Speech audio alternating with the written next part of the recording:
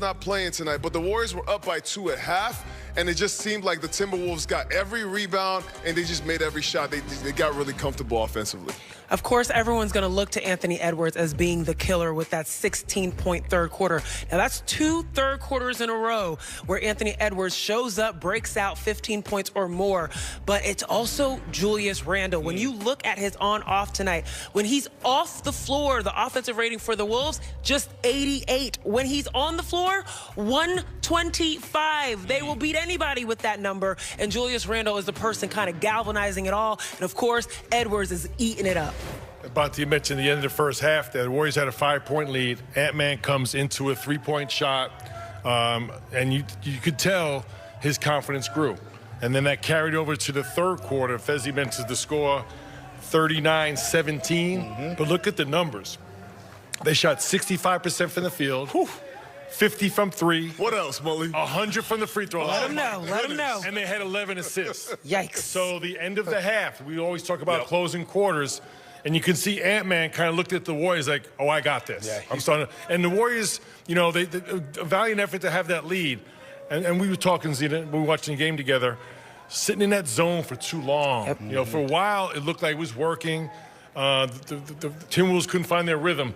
Once they found their rhythm, getting the ball to the middle, sharing it, getting to the rim, all of a sudden that zone fell apart, and that's where Minnesota really, as you said about not only won the game, they found their rhythm and got their confidence across the board. Yeah, they were up 20 at the end of the third quarter there, and the Warriors had no hope there in the fourth quarter. It's Anthony Edwards, the man on a mission. He's a young superstar in this league, the future face of this league, and you see why. He has a full package, folks. He could go to the cup, he could dunk on your head, or he could pull up from 3. He goes 6 of 11 from the three-point line, and we've been saying all series long he hasn't had that game yet. Now, I know he scored 28 of 36 in the second half in game 3, but it still felt like he could take his game to another level. Well, he did that tonight, Fez. He fell 5 assists, 4 rebounds, 2 steals, 30 points. Turned the ball over 3 times. That's the only blemish on his game, but he has the full package, Fezzi. Bonte, the offense for the Minnesota Timberwolves have gotten better every game, and there's no coincidence that Anthony Edwards himself is also getting better. You see him way more controlled now, getting to the rim.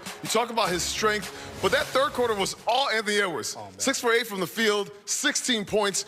All that was him leading the charge for the Minnesota Timberwolves. And if you were going to win this game, you got to win it on the defensive end, like Steve Kerr keeps saying. And they just had no answer for Anthony Edwards all night. The problem with Anthony Edwards is that he can do those tangible things out on the court, get you those buckets, get you those momentum on the scoreboard. But I was sitting in that tunnel. It's the energy he brings. As he came out, Mike Conley dapping him up, Julius Randle dapping him up, his whole team patting his head, and he's in there talking, and he's hyping them up, and that is so energizing, and that is exactly the fuel that Minnesota needed for the second half. Yeah, that's a great point, because he is the superstar, the next face of this league, but he almost plays a bit of a back seat to start the game to Julius Randle, right? Julius Randle gets going, so to have 2 guys get 30, that takes sharing. And a lot of it is putting your ego in check, but there's no question when the game's on the line whose team this is. But I think he's done a great job for a young guy.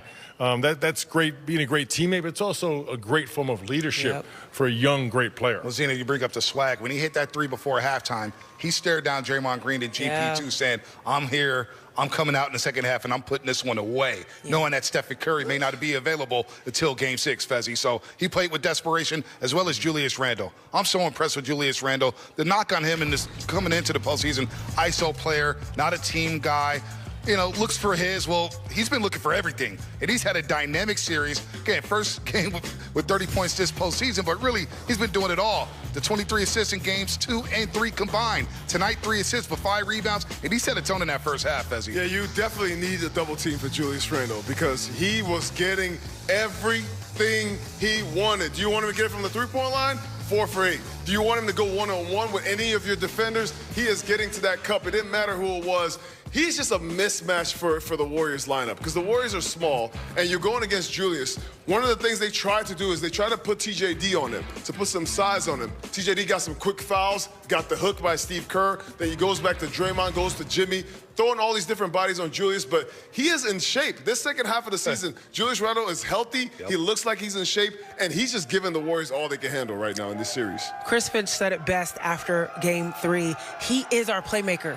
he has become so integral to everything they do. And it's not just offense. I just talked about those those offense numbers. It's the defense too. The Timberwolves are better on defense when he's on the floor versus off, which is not the case for Anthony Edwards. They actually get better when he's sitting on the bench. With Julius Randle, you talk about him being in shape, he can guard just about anybody. So not only is he a mismatch on offense, he's a problem on defense too. You saw that in the first round against Luka Doncic. He was switching on Luka on the perimeter. Yes. Well, I think that's a great point, Zena, because a lot of people go back to the team that he came from, the New York Knicks. Now, he had a great few seasons in New York, strictly an ISO player, and I think he got somewhat of a rep of being exclusively that.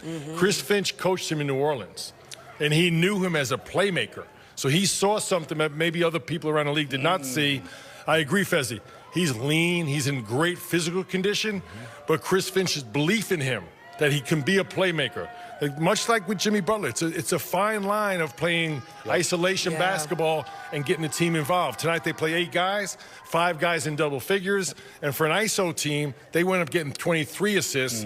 The Warriors, who historically a ball movement team, comes away with 18 assists. We talked about those numbers when they ended up getting 18. Well, when I left the game, it was 10 assists into the third quarter, which is not, there's not anything you want from the Warriors. And we talked about the numbers before the game. When they're under 23, they were 3-11. Right. Now, the 3-11 is a bad record, but the fact it only happened 14 times. So that's not their style of play.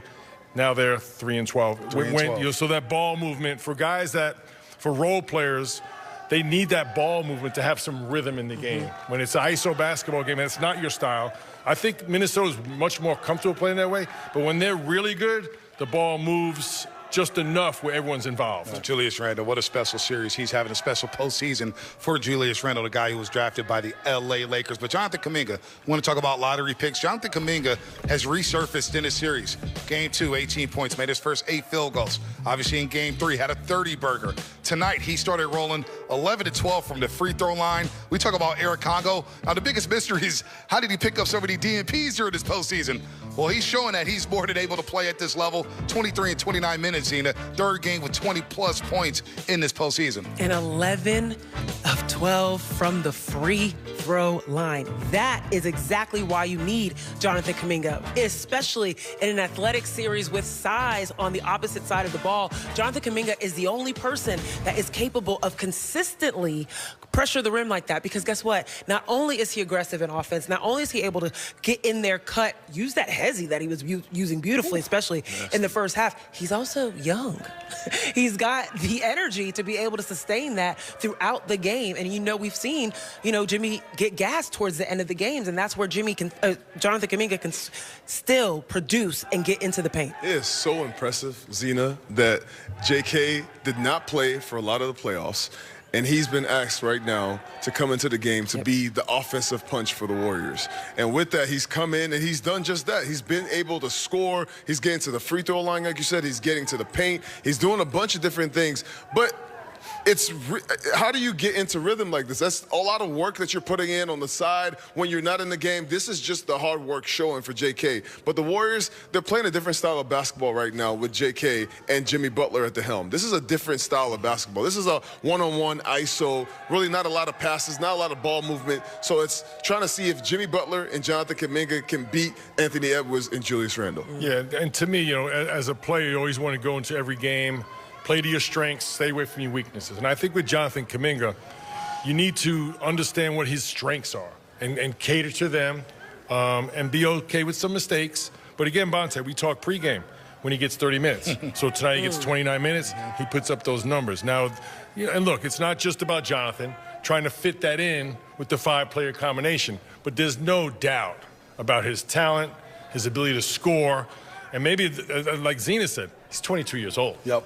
This guy's got an incredible career ahead of him. The difference I noticed in this game was that Minnesota has guys who could blow by their guy off the dribble. The Warriors, too many times, they can't blow by anybody. He can. Shot clock violations. He's the one guy who can't do it on this team. Everybody else is getting grenade balls. I don't know about you, but also tonight it looked like he was really under control. He had the blow-by speed, but he was playing slow in the paint, looking for plays. I thought he played another tremendous game. No doubt about that, but it wasn't enough for the Golden State Warriors at 39. Hello, xin chào tất cả các bạn. Lại là mình đây. Mình lại là mình sẽ gửi đến các bạn những sản phẩm cắt dán đẹp hơn mỗi ngày, những sản phẩm tuyệt vời. Đấy, cốc trà sữa này, đây trên tay của mình đây là keo dán giấy này các bạn ạ. Và để tạo ra được những sản phẩm cắt, để tạo ra được những video cắt dán đẹp như thế này thì mình sẽ cần có những dụng cụ, những đồ vật để mình tạo nên. Đây trước mặt của mình đây, trên tay mình đang cầm đây là những giấy thủ công màu các bạn ạ. Nó rất nhiều màu sắc luôn.